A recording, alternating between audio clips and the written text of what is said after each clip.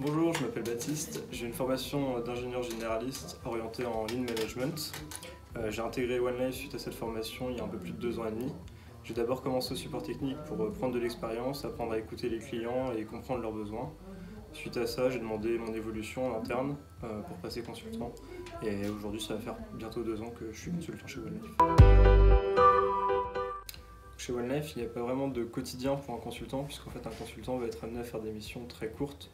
On a des missions qui peuvent aller de 10 jours à une cinquantaine de jours.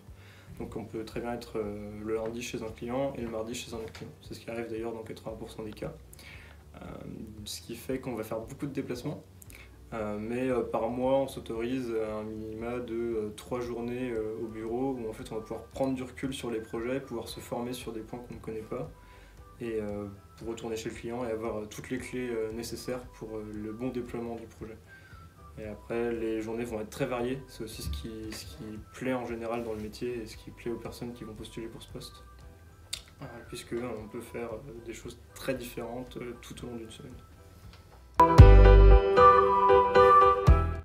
OneLife, ça m'a apporté déjà une évolution puisque j'ai pu passer du poste de support technique au poste de consultant et j'ai continué à évoluer en tant que consultant.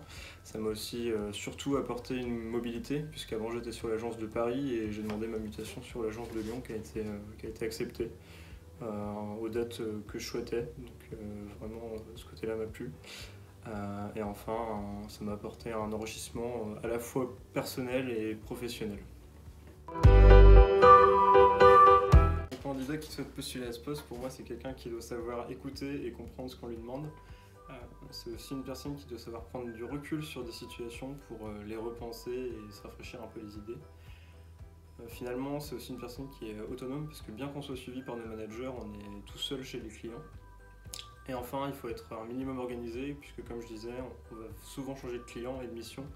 Donc il faut bien préparer pour ne pas se retrouver au dépourvu.